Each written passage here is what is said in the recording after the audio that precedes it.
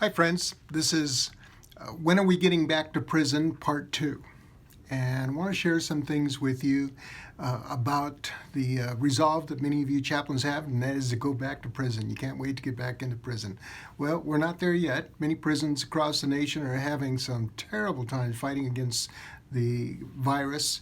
And until we get a handle on it and make sure that it never gets inside prison, because what we want as chaplains and volunteers is to make sure those that we're ministering to are going to be safe. One prison in Tennessee, 1,700 beds, have had half the inmates test positive. Ohio's had a terrible breakout, and Texas and some of the other states. So we know that it can be devastating. Over 373 inmates have passed away in the U.S. as of last week. So it is cautionary as far as our response in DOC, but I'm praying that we can get there very soon. And I wanted to share with you something about, we're a week away from Pentecost. That is the Feast of Weeks, 7 weeks in a day, and it'll bring us to a week from this Sunday. And I'm going to get ahead of it just a little bit, because just in the last time that we shared, I was sharing a text with you, and I come to Acts chapter 2, verse 1, when the day of Pentecost had fully come, they were all with one accord in one place.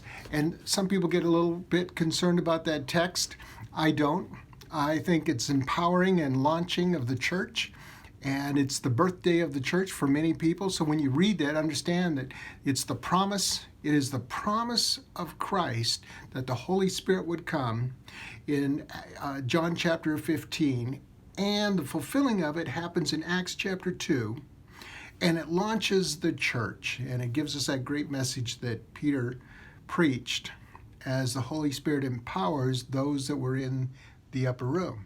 Now, I know that for some people, they're afraid that the church is getting stuck.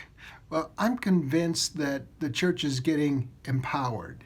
And I just want to take this a little bit and share with you, there's just some things that intrigue me about what's happening in people's hearts and lives, and how we're going to relaunch our ministry at places like Goose and Wildwood, and up in Nome and down in Ketchikan and Fairbanks and here in Anchorage and Spring Creek, all the places that we do ministry, and then all the churches, because so many of you are pastoring churches. So here we go to a place where we're beginning to have a launch party. We're gonna break out of this real soon for our churches, and we're gonna be able to meet together and share together like we've had. And I believe that it'll be an exciting time. There'll be some that'll go slow. Some will fail to launch right away, but I think they'll come around, because we really need that interaction. We need ministry with skin on it. That's what I shared in the last video. But in this one, I'm just going to talk about that hunker down feeling that some people have, and even mass writers about the condition of the church talk about how it's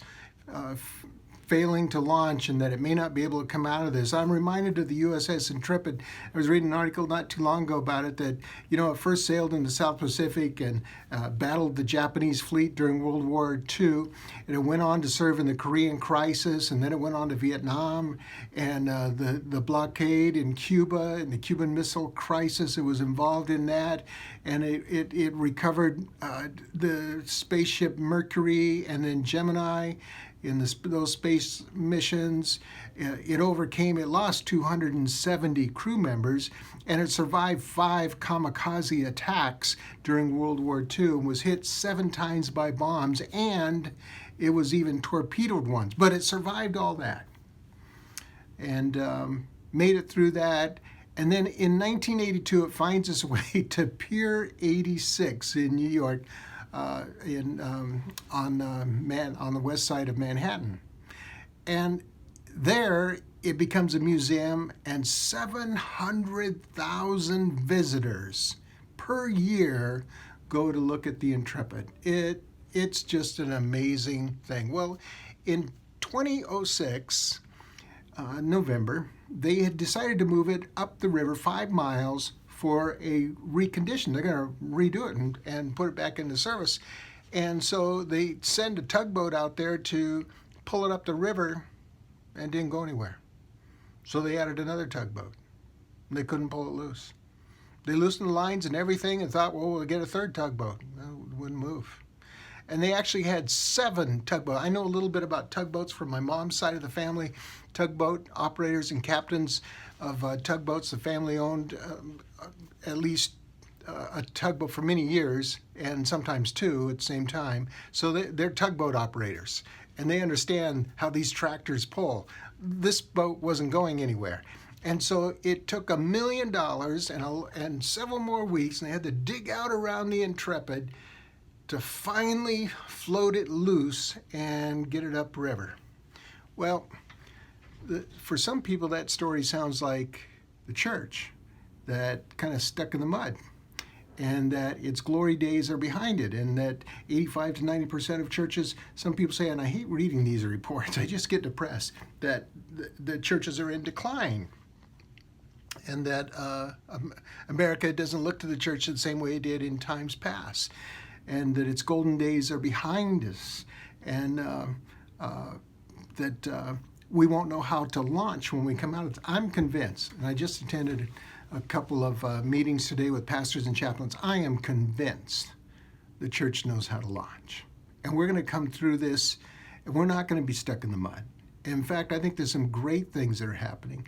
And I think that people are praying and believing, and what's going to happen is going to be transformational. And for many people, they're going to come to know Christ.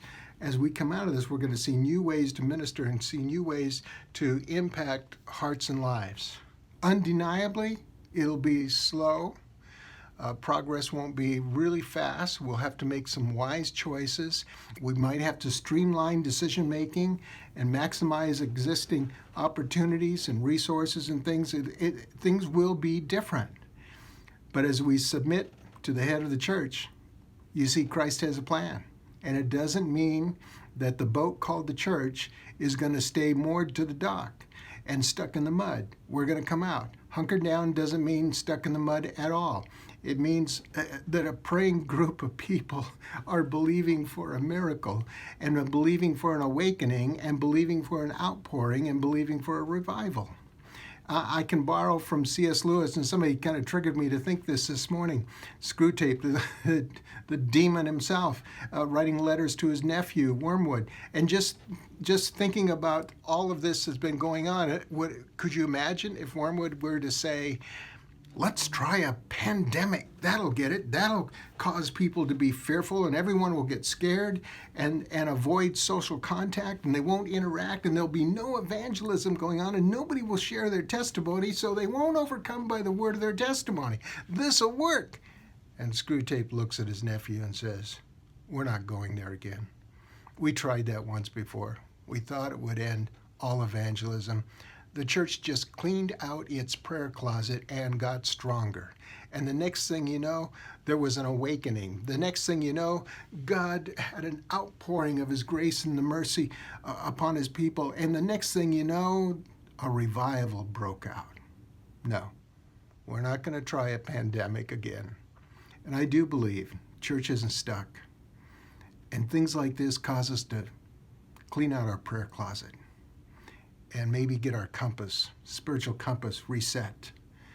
And the next thing you know, an awakening takes place, an outpouring takes place, a revival breaks loose.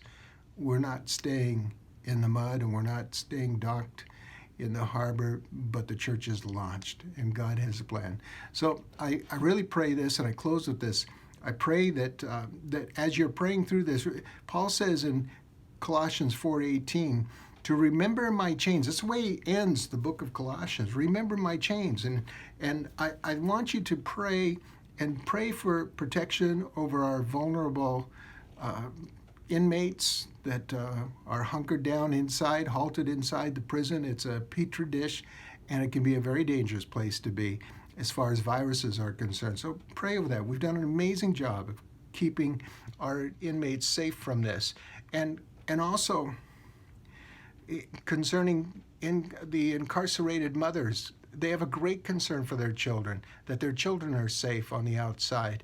They're really the innocent victims into this. So pray over moms that are incarcerated and the children that are on the outside.